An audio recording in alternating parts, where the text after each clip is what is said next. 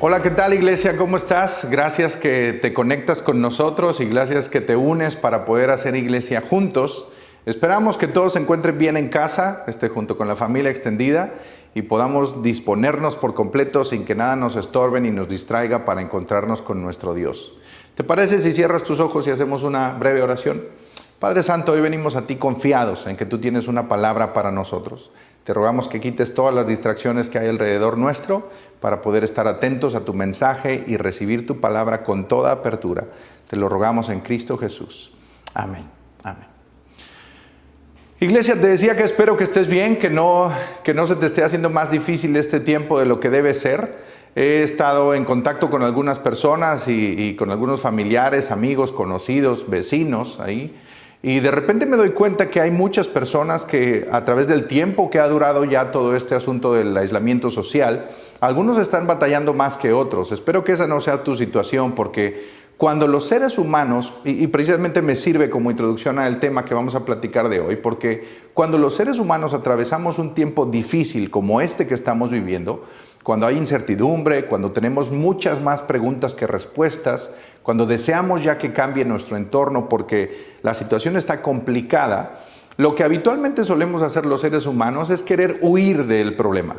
Es rogar que la situación cambie. El jueves pasado decía Hugo, ¿no? Una de las oraciones que seguramente se está elevando más al cielo es que ya termine esto, que se encuentre una cura, que algo cambie en el escenario. Y es que habitualmente nosotros queremos huir de las situaciones difíciles. Y en ese huir podemos caer en la trampa de podernos valer de cualquier medio para lograr el resultado que nosotros estamos buscando y dejar los tiempos difíciles atrás. Seguro tú has escuchado la frase esta que dice que el fin justifica los medios, haciendo énfasis a que no importa cómo llegues al resultado, lo importante es lograr el resultado. Los medios, lo que está en medio, entonces puede ser lo que sea, con tal que nos garantice que estamos llegando al resultado que estamos buscando.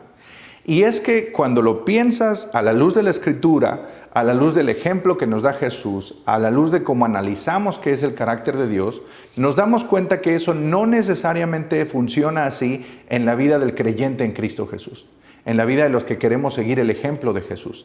Más bien, si ponemos atención a la personalidad de Dios y a la Escritura, nos damos cuenta que las formas son muy importantes para Dios.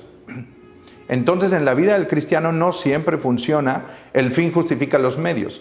Más bien es la forma a la que vamos a llegar al resultado, también es muy importante. Seguramente tú recordarás en los tiempos de escuela, a mí me pasó, yo tuve un maestro de matemáticas muy dedicado. Y entonces cuando teníamos un examen, ¿te acuerdas que si sabíamos la respuesta de algunas operaciones matemáticas, de algunas ecuaciones, entonces algunos de nosotros tendíamos a poner el resultado y se acabó? Pero el profesor nos calificaba mal porque no siempre él estaba interesado en que pusiéramos el resultado de la ecuación. Más bien lo que le interesaba ver era el proceso completo, ¿te acuerdas? Ir despejando cada una de las incógnitas, resolviendo cada una de las variables, hasta poder demostrar a través del proceso, a través de la forma, de la manera en la que resolvimos la ecuación, que sabíamos llegar al resultado. Todavía en mis tiempos de universidad me sucedió que llevamos una clase de estadística y el profe, todo lo hacíamos a través de un sistema. Hay un software ya que le alimentas variables, cosas, lo que buscas y te entrega el resultado. No, pues el profe nos hacía hacer todo manualmente, cada ecuación, para demostrar que sabíamos, porque el proceso, la manera, la forma de llegar al resultado era lo importante. Asimismo descubro que en las cosas de Dios, Él escoge hacernos ver que la forma es importante para Él. Y yo creo que una de las lecciones más vehementes que podemos sacar de este tiempo de aislamiento social, de la pandemia, es poner más atención a la manera en la que Dios hace las cosas. Y no solo me refiero a la forma en la que Él opera, me refiero más bien a la forma en la que Él quiere que nosotros hagamos las cosas en nuestra vida siguiendo sus instrucciones divinas. Él quiere que nosotros estemos atentos a su manera, a su forma, porque las formas son muy importantes, porque estas dan testimonio de la persona que está dando la instrucción. Es peligroso no seguir las formas de Dios, y recuerdo que esto está ejemplificado en la parábola de los talentos. Tú recordarás esta parábola cuando Jesús hablaba. Lo primero que me llama la atención es que cuando Él enseñaba en parábolas, Él utilizaba frecuentemente una frase como esta: el reino de los cielos es como, y luego entonces daba la enseñanza en base a la historia, ¿no? Y es que tú y yo entendemos que estas historias que Jesús contaba, en realidad su finalidad era poner atención para enseñar un principio de lo que nosotros podíamos aprender como seres humanos para reflejar el carácter de Cristo y para ser obedientes a Él. Haciendo énfasis en esta parábola de los talentos, entonces entendemos que Jesús dice: el reino de los cielos es como un señor que tenía mucho dinero, se va de viaje y le dice a sus siervos: les voy a dejar ciertas cantidades para que ustedes administren, y regresando vamos a hacer cuentas. Entonces tú sabes la historia: a uno le deja una mayor cantidad, a otro una mediana y a otro una poquita, ¿no? 10,000 monedas de plata, 2,000 y 1,000. Cuando regresa del viaje, entonces recibe un buen resultado de los primeros dos, porque ellos habían entregado el dinero a los banqueros, habían ganado rendimientos, los intereses estaban a favor y habían dado un beneficio a su señor. Pero cuando llega y le pide cuentas al último, entonces dice: yo tuve miedo de ti, fui, escondí lo que me diste en tierra, y ahora que regresaste fui y lo desenterré. Aquí tienes, está íntegro lo que me diste, no perdí nada, toma lo tuyo. Y entonces tú recordarás lo que le dice. El Señor le dice a este siervo: siervo malo y negligente, porque si sabías que soy alguien duro, que le gusta recibir beneficio de lo que invierte, entonces tú lo que tendrías que haber hecho es hacerlo a mi forma, es haberlo dado a los banqueros para que ganaran intereses y entonces poder haber recibido algo extra ahora que regresé. Pero como no lo hiciste así, entonces lo juzga de siervo malo y negligente. Entonces entendemos que la forma es muy importante, la manera en la que Dios quiere hacer las cosas a través de nuestra vida es muy importante, y creo que esa es una lección muy vigente que podemos aprender durante esta temporada. ¿Cuáles serán las cosas en las que Dios quiere que tú y yo cambiemos nuestra manera para empezar a hacerlo a la manera de Dios? No necesariamente tiene que ver con que nuestra manera de hacer las cosas en lo personal, en lo individual, en lo humano, no esté funcionando. Pero probablemente la manera de Dios lo que nos quiere enseñar es que hay un mayor fruto al que podemos acceder si es que nosotros nos disponemos a hacer las cosas como Dios quiere. Y te pongo algunos ejemplos de por qué la forma es importante. Desde el inicio, en Éxodo, en Deuteronomio, capítulo 6, verso 5, encontramos esto y dice: ama al Señor tu Dios con todo tu corazón y con toda tu alma y con todas tus fuerzas. El versículo podría haberse dedicado a decir: ama al Señor tu Dios, y se acabó. Sin embargo, añade cómo lo tenemos que hacer, porque la manera de Dios es importante. Ámalo con todo tu corazón, con toda tu alma y con todas tus fuerzas. Colosenses 3:23 dice así: hagan lo que hagan, trabajen de buena gana como para el Señor y no como para nadie más en este mundo. Otras versiones dicen: y no como para los hombres. Entiendan que su trabajo y toda su disposición, independientemente de lo que hagan, es para ofrecerla a Dios y no para nadie terrenal en nuestro entorno. Mateo 6:6, hablando de la oración, dice: pero tú, cuando te pongas a orar, entra en tu cuarto, cierra la puerta y ora a tu Padre que está en lo secreto. Así tu Padre, que ve lo que se hace en secreto, te recompensará en público. Y entonces entendemos que las formas son muy importantes para Dios, la manera en la que actuamos es importante para Dios, porque esto es lo que le trae honra a Él, a diferencia de nosotros escoger siempre cómo vamos a hacer las cosas para llegar al resultado, porque el fin justifica los medios. Mateo 6, 3 y 4 dice: pero tú, cuando le des a alguien que pasa necesidad, que no sepa tu mano izquierda lo que hace tu derecha. Entrega tu ayuda en privado, y tu Padre, quien todo lo ve, te recompensará. Tenemos muchas muestras de esto. El libro de Levítico, de Deuteronomio, son libros de instrucciones específicas de cómo se tienen que hacer las cosas, porque la forma y las maneras de Dios son importantes para Él. Yo espero que hasta aquí entonces podamos decir: ok, ya entendí, me queda claro que la manera de Dios, la forma en la que Él escoge hacer las cosas son importantes, porque seguramente hay principios que quiere enseñarme detrás de esto. Y entonces la siguiente pregunta que yo me quisiera dedicar a responder en los minutos que nos quedan es esta: Y empiezo con esta frase para enfatizar el primer principio que quiero que nos quede claro en esta tarde. Número 1, aquellos que buscan hacer las cosas a la manera de Dios, hay 3 características que los distinguen como común denominador que tú y yo podemos aprender para poder saber cómo hacer las cosas a la manera de Dios y por dónde podemos empezar. Aquellos que buscan hacer las cosas a la manera de Dios, en primer lugar, tienen una fe fresca. Tienen una fe fresca. Es decir, no viven de una fe prestada o antigua, rezagada, o rancia o vieja, están al día con Dios. Tienen experiencias nuevas, tienen anécdotas nuevas, tienen una fresca comunión con Dios, hay intimidad en ellos y no solo se basan en recuerdos de antaño, más bien hay algo que sigue funcionando, que está operando, que están trabajando todos los días en su vida y a consecuencia, esta fe es fresca. Solo piensa en un alimento y cuando el alimento es fresco, se nota. Y es cuando más lo disfrutamos, cuando está al punto en sus sabores y en su textura y en todo lo que, en su forma, en todo lo que podemos disfrutar de los alimentos. Pero cuando el alimento no está fresco, entonces también se nota. Y también lo probamos de esa manera y podemos distinguir que hay algo que no está bien con este alimento.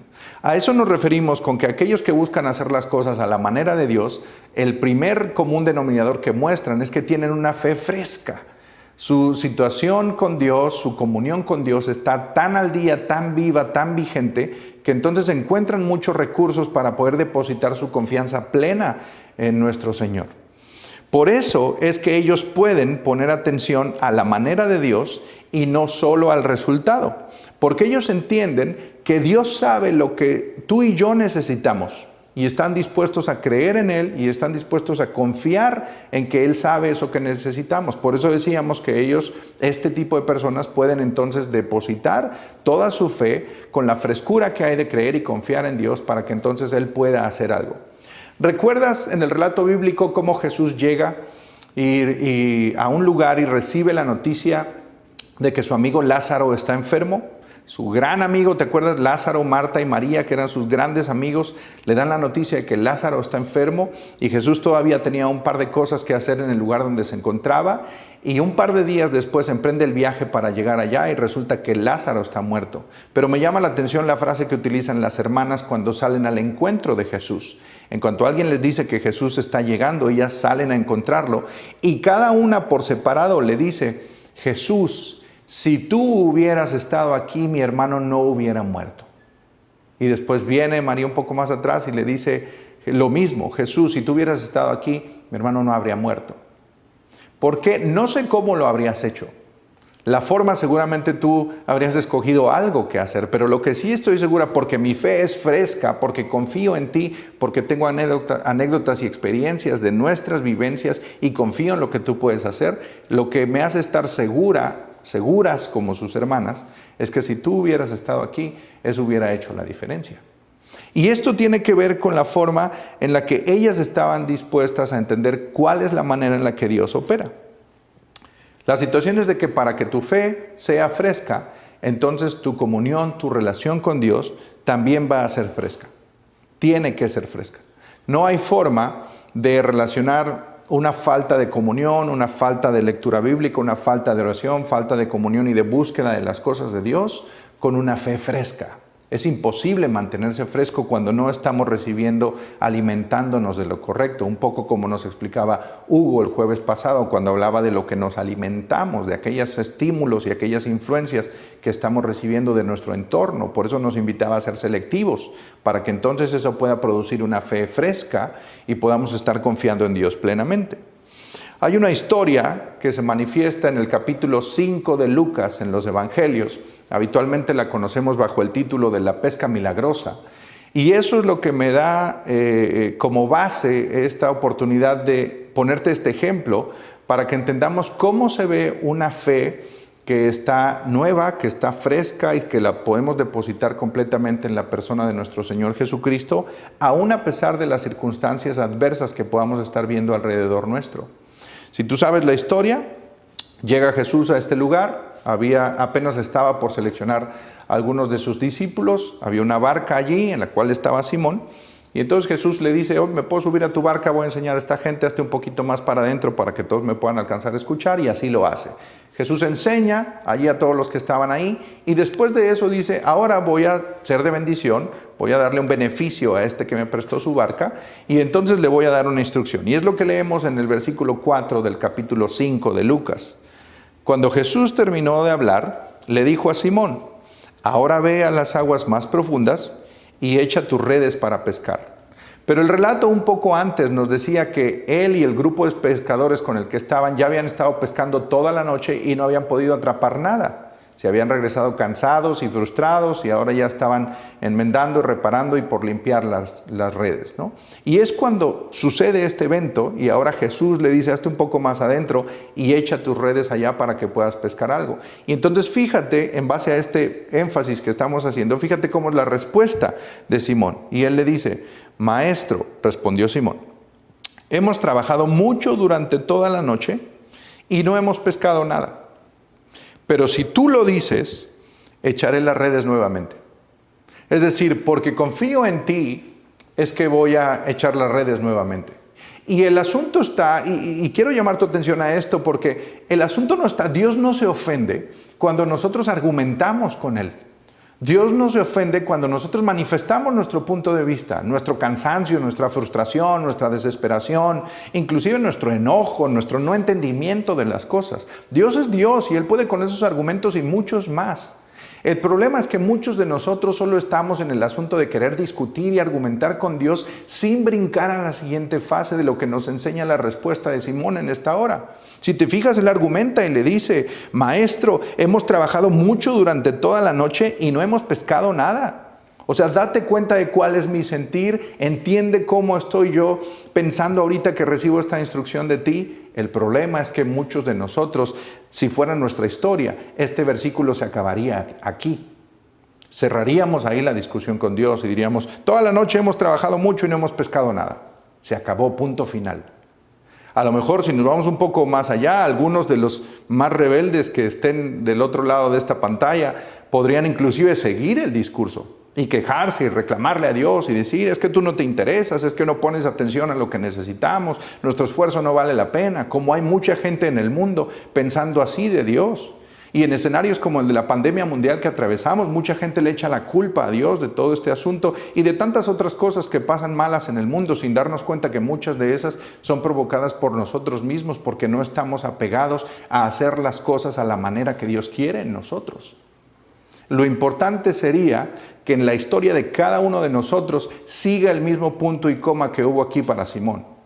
Y que después de argumentar y explicar nuestras razones delante de Dios, entonces podamos tener la misma actitud que Él tuvo. Y esta siguiente frase es la verdaderamente importante de este principio. Pero si tú lo dices, no importa cómo me sienta, no importa todo lo que haya sucedido.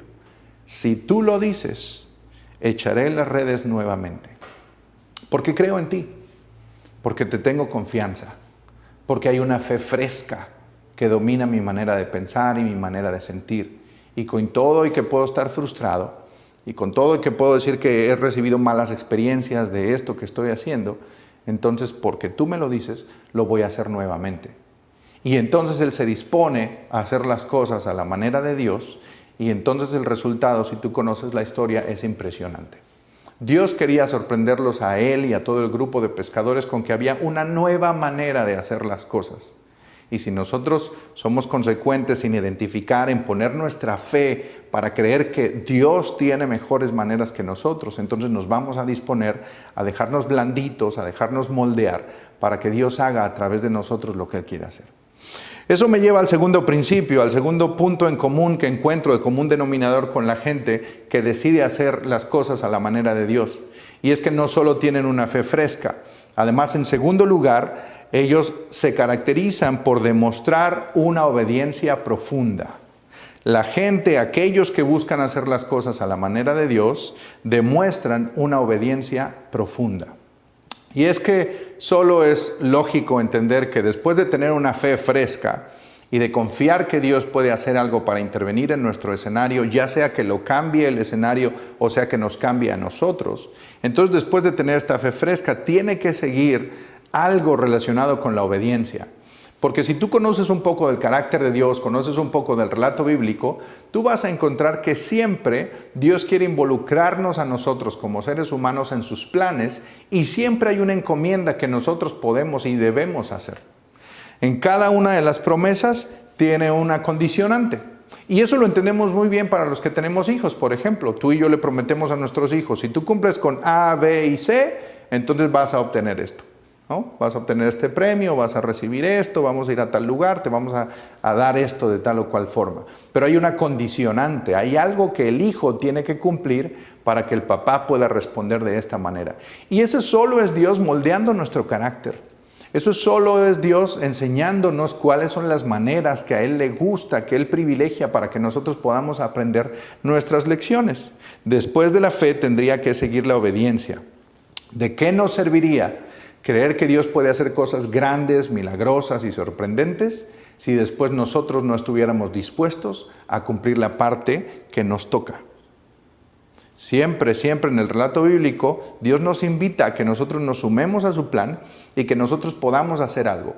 Si leemos algunos de los milagros, los que tú quieras, los milagros que Jesús hizo en la tierra, que Dios hizo en el Antiguo Testamento, todos vamos a poder coincidir en esto.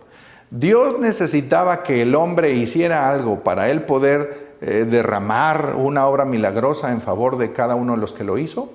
Y la respuesta muy franca que todos vamos a decir es no. Dios no necesitaba de nuestra intervención, no necesita nuestra ayuda para que nosotros podamos habilitar el poder de Dios y que Él pueda responder de una manera milagrosa.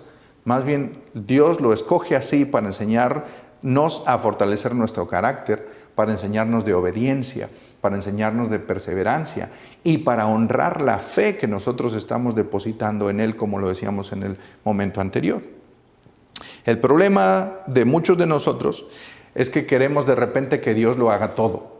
Bueno, Dios, pues si tú ya vas a hacer ese milagro, ¿para qué necesitas que yo vaya y haga estos pequeños pasos? ¿No? Y uno de los ejemplos más concretos en este sentido y más poderosos que yo descubro en la enseñanza bíblica se encuentra en el capítulo 7 de Jueces. Seguramente tú has escuchado, si has escuchado de la historia de Gedeón antes, te vas a dar cuenta cómo esta historia está plagada de muchas de las cosas que nos pasan hoy en día. De hecho, podría haber sido escrita ayer esta historia, parecería que fue escrita ayer, porque es así de vigente en la forma en la que muchos deciden relacionarse con Dios. Y es que si te acuerdas, el pueblo de Israel llevaba siendo asediado, castigado y hostigado por los madianitas por 7 años. Ellos venían y le robaban su ganado y sus cosechas y los violentaban cada que querían, y el pueblo de Israel siempre había fracasado en luchar contra ellos y eran dominados prácticamente por los madianitas. Así es que viene el ángel del Señor y se presenta delante de este personaje que se llama Gedeón y le dijo: yo te he escogido a ti, yo creo que tú eres un gran guerrero y muy valiente y te voy a utilizar para que vayas y le hagas frente a los madianitas y por fin los puedas conquistar y vencer y su escenario cambie por completo, porque he escuchado su clamor delante de mí. Este personaje era como tú y como yo, estaba lleno de dudas. Él no creía que él era esa persona que Dios estaba buscando para ser el caudillo libertador del pueblo de Israel. Y tiene que pedir muchas pruebas porque tiene tal desconfianza en su persona, no necesariamente en Dios, pero en su persona. Él decía: yo no soy capaz, yo no soy suficiente, yo no tengo las habilidades, no tengo el conocimiento para hacerlo. Así es que Dios, dame esta prueba, y Dios se la da, y luego muéstrame de esta forma y se lo muestra, y luego respóndeme de esta manera y se lo demuestra. Dios es muy paciente con él y una y otra vez lo hace para validarlo en su carácter, para que llegara al punto de que él iba a tener que tomar decisiones complicadas que iban a tener que demostrar su obediencia a Dios.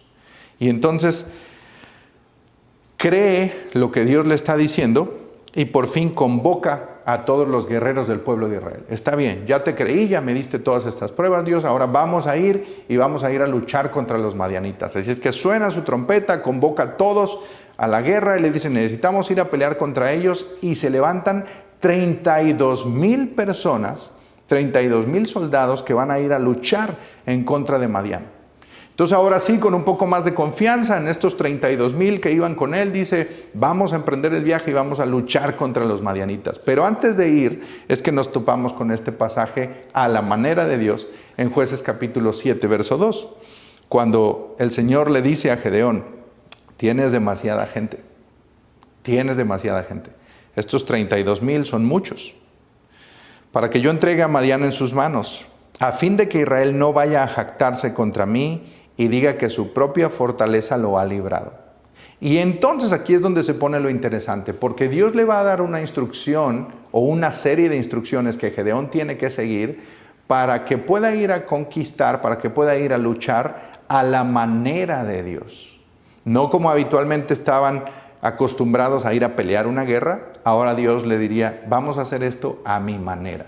En primer lugar, esos 32,000 son demasiados. Y probablemente ellos van a creérsela, van a confiar en ellos y van a decir, somos demasiado fuertes y somos buenos guerreros, así es que dominamos a los madianitas. Y para mí, Dios, es importante que todo el mundo sepa que yo estoy a favor de ustedes, que yo soy el que les ayudé a este asunto. Así es que vamos a dejar ir unos cuantos de esos 32,000. Y entonces le da la primera instrucción. Ve con el pueblo y diles, cualquiera de ustedes que esté temblando de miedo, regrésese a su casa, no hay ningún inconveniente, nosotros seguimos con los que no. Y dice el relato en el verso 3, dice que vuelva y se retire del monte de Galat. Así que se volvieron 22,000 hombres y se quedaron 10,000. ¿Cómo sería tu reacción si cuentas con un ejército de 32,000 soldados y después de dar libertad de que todos los que tengan miedo se regresen a su casa, te quedaras con 10,000 solamente? Se te fueron 22,000. Sin embargo, Dios se acerca a él otra vez y le dice, Gedeón, todavía hay mucha gente. Con estos 10,000 todavía son muchos. Así es que te voy a dar la segunda instrucción porque quiero que seas obediente. ¿Te acuerdas el principio? La gente que quiere hacer las cosas a la forma de Dios demuestra una obediencia profunda. Así es que ahí te va tu segunda oportunidad para obedecer. Llévalos a tomar agua. Y quienes de ellos se arrodillen en el río y metan su cabeza en el agua para beber, no nos van a servir. Te vas a quedar exclusivamente con aquellos que se arrodillen y lleven el agua a su boca con la mano y que la laman de su mano. Con esos nos vamos a quedar. Si sabes la historia, entonces sabes el resultado que dice en el verso 7, en el verso 6 y 7. Solo 300 hombres de los 10,000. Eran 32,000, nos quedamos con 10,000 y de estos 10,000 solamente 300 hombres bebieron el agua de la manera que Dios estaba buscando para seleccionarlos. Y entonces dice el verso 7, el Señor le dijo a Gedeón, con los 300 hombres que lamieron el agua, yo los salvaré y entregaré a los madianitas en tus manos, el resto que se vaya a su casa. Y fíjate cuál es la respuesta de Gedeón, de este que tenía mucho miedo, que tenía muchas dudas, que pidió muchas pruebas a Dios de que él iba a estar con ellos. El verso 8 dice, entonces Gedeón mandó a los demás israelitas a sus carpas, pero retuvo a los 300. Es decir, Gedeón fue obediente a la voluntad de Dios. Él estaba entendiendo, por mucho que tuviera miedo, por mucho que tuviera temor de la situación, él no era un guerrero de por sí, no era un general del ejército que estaba acostumbrado a hacer estas cosas. Así es que con todo y que ese era su contexto, su entorno, él dice, en este proceso estoy aprendiendo que lo más importante para hacer de mi persona es confiar y ser obediente a la manera de Dios. Así es que si a Dios le parece que esta es la mejor manera, entonces mando a todos a su casa y me quedo con estos 300 hombres. Si te das cuenta, de los 32,000 iniciales que tenía a los 300, es menos del 1% con el que iba a ir a pelear la guerra. Y esa era la manera que Dios estaba escogiendo. Él decía, sin duda, si decimos que nos quedamos con el menos del 1% del ejército que teníamos, los demás que escuchen la historia van a tener que decir, sin duda tuvo que ser Dios el que estuviera de su parte. Sin duda, el Dios Altísimo es el que les dio la victoria porque no habría manera, si contamos con las matemáticas, no habría manera de poder enfrentarse contra otro ejército con menos del 1% de la gente que tenía. Así es que si vamos siguiendo el hilo de la enseñanza, entonces nos damos cuenta que las maneras son importantes para Dios Y para poder llegar a hacer caso de las maneras en las que Dios quiere hacer las cosas en nuestra vida y para que nosotros podamos también servir a otras personas, entonces vamos a necesitar tener una fe fresca y esa viene de cultivar nuestra relación con Dios todo el tiempo. Después de eso vamos a ser confrontados a demostrar una obediencia profunda, porque después de tener fe van a llegar los requerimientos, después de tener fe van a llegar las instrucciones y muchas de estas instrucciones puede que no nos hagan mucho sentido a ti y a mí, pero en los planes de Dios, Él sabe cómo es la mejor manera de proceder para registrar el resultado que estamos buscando. Por último, ya cerrando nuestro tiempo juntos, el tercer punto común denominador que encuentro es que aquellos que buscan hacer las cosas a la manera de Dios, conquistan finalmente a la manera de Dios. Conquistan a la manera de Dios. Y es que después de que depositamos nuestra fe en Cristo Jesús, y somos obedientes a sus instrucciones, entonces no hay otra manera, porque la Biblia así lo garantiza. No hay otra manera, no hay otro resultado posible en el que podamos caer como consecuencia de nuestra obediencia, sino la victoria, sino poder darle gloria y honra a Dios porque Él nos está entregando un resultado más que favorable en cualquiera de los escenarios que estemos atravesando. Ahora, date cuenta de esto, de cualquier manera, con todo y que tengamos fe y con todo y que seamos obedientes, vamos a tener que salir a enfrentar la lucha contra el enemigo. Por eso el tercer principio dice, conquistan a la manera de Dios. Y la única manera de conquistar algo es enfrentándonos a ello. No hay manera de ir a escondernos y a través de escondernos y evitar la confrontación podamos conquistar esto. Más bien tendremos que salir a la lucha, tendremos que enfrentar lo que sea que tendremos que enfrentar y entonces Dios nos dará la victoria. El proverbio dice, el caballo se prepara para la batalla, pero la victoria la da el Señor. Y eso es justo lo que tú y yo tenemos que entender, que vamos a tener que hacer lo que nos toca para salir y confrontar lo que tenemos que confrontar y entonces poder confiar que en medio de la pelea Dios nos va a garantizar una victoria porque Él así lo decide para nuestras vidas. Lo importante va a estar en hacerlo en obediencia a las maneras de Dios. Y es que tú sabes que cuando vamos a enfrentar algo, hay diferentes y muchas maneras de enfrentar las cosas o entrar a una pelea. Tú puedes entrar en una pelea para perderla, puedes entrar en una pelea para hacer aspaviento y para hacer pancho, o puedes entrar en una pelea preparado para ganarla. Pero la estrategia es importante y las maneras van a ser importantes. Nos pasa, lo ves por ejemplo hasta en los deportes. Gran parte de la estrategia que toman los equipos para preparar, los entrenadores, para preparar los juegos contra los contrincantes que vienen, es como metiéndose a la sala de video y analizando en video las fortalezas y las debilidades de sus oponentes. Están poniendo atención para ver cuál es la mejor estrategia para ir a enfrentar ese desafío. Lo mismo funciona con nosotros. Dios está en el asunto de armar una estrategia. Y lo más padre es que Él no está limitado por muchas de las cosas naturales por las que tú y yo estamos limitados. Por eso nuestros pensamientos de repente no dan para entender cómo la voluntad de Dios puede obrar en este o en este escenario. Y cuando recibimos noticias de que Dios hizo algo sorprendente, entonces nos vuela la cabeza de entender cómo Dios pudo hacer algo a través de un escenario que nunca nos imaginamos. El ejemplo perfecto lo encontramos en el libro de Josué, y con esto cerramos, en el capítulo 6, a partir del verso 2.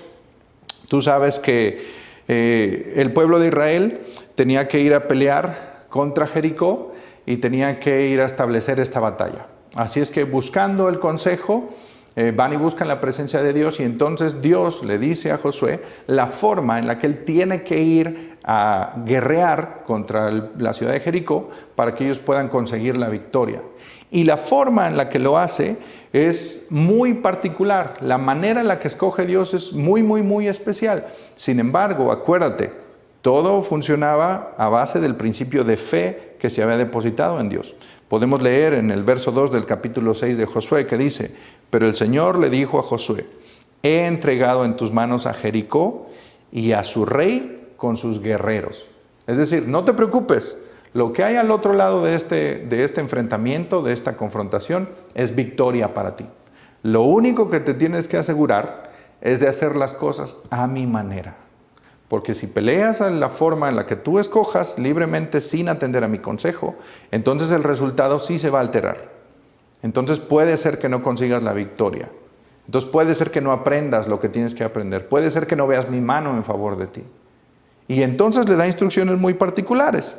Les dice, vas a ir a pelear de esta forma. Y pon atención a la estrategia de guerra que prepara Dios en el capítulo 6 de Josué. Le dice, esta es la forma en la que vas a hacer guerra.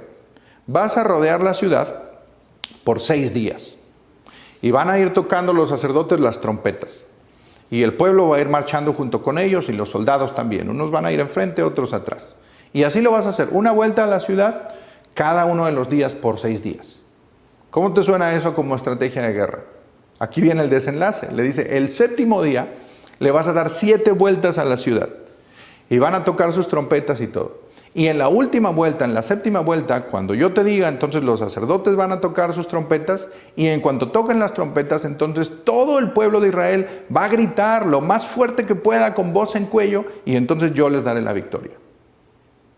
Esa es la estrategia de guerra que Dios preparó. Si tú y yo probablemente hubiéramos estado al comando de este ejército, le hubiéramos dicho, me suena bien Dios, y creo que es una buena técnica para intimidar a nuestros contrincantes, solo que te hace falta la segunda parte del plan. ¿En qué formación vamos a entrar? ¿Qué armas van primero? ¿Mandamos primero a los arqueros? ¿Les aventamos bolas de fuego? Que entre la caballeriza. ¿Nos vamos mano a mano con la espada? ¿Cómo le hacemos? Dime si entramos en formación. Te hace falta la segunda parte del plan, la guerra en sí, la batalla, cómo se va a llevar a cabo y cómo tú nos puedes garantizar la estrategia a partir de esto. La fe de Josué era tal que entonces, y su obediencia también, que decide hacer caso a las instrucciones de Dios tal cual como vienen. Y no hace más preguntas, no se queja, no busca, no ahonda en nada, dice, tú eres Dios y yo soy tu siervo. Lo que sea que tú digas que hagas, nosotros lo vamos a hacer como tú lo quieras hacer, porque entendemos que tus formas son mejores que nuestras formas. Así es que lo vamos a hacer así. Y entonces le dan la vuelta a la ciudad de Jericó por 6 días y tocan la trompeta una vez cada día. Cuando se llega el 7º día le dan las 7 vueltas y entonces los sacerdotes tocan las trompetas y entonces todo el pueblo grita. Y es lo que leemos el desenlace en el versículo 20 del capítulo 6 de Josué.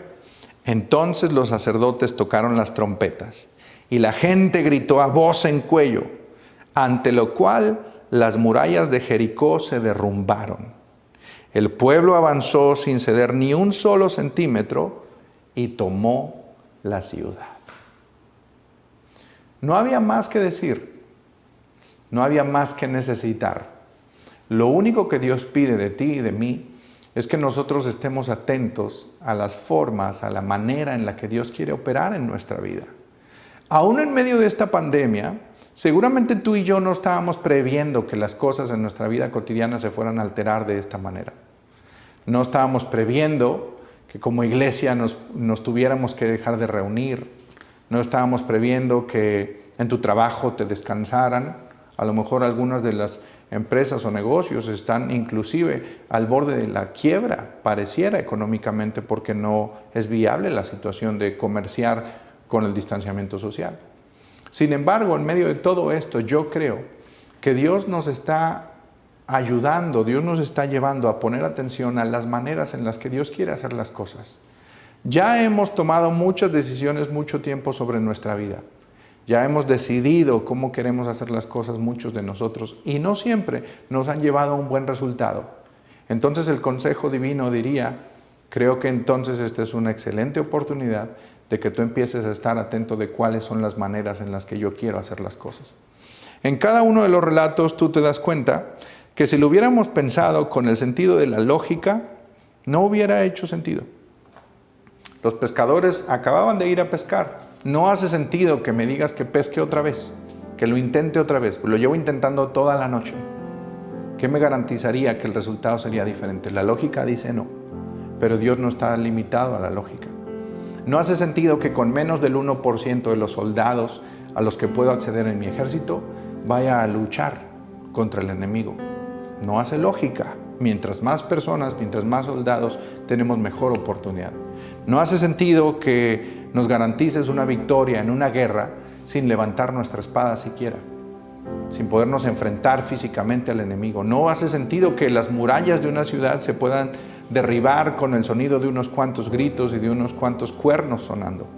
Sin embargo, Dios no está limitado y esa es una de las formas en la que quiere bendecirnos hoy en día y decir, está atento a las maneras en las que estoy operando y prepárate tú también para hacer las cosas a mi manera, porque en estas no solo vas a encontrar éxito y bendición, además vas a descubrir que necesitarás una fe fresca y vas a ser confrontado en tu obediencia, pero si lo haces, entonces hay una enorme bendición que yo quiero derramar en ti y alrededor en los tuyos para que conozcas que yo soy tu Dios, que te amo, que conozco lo que tú necesitas y estoy a punto de dártelo.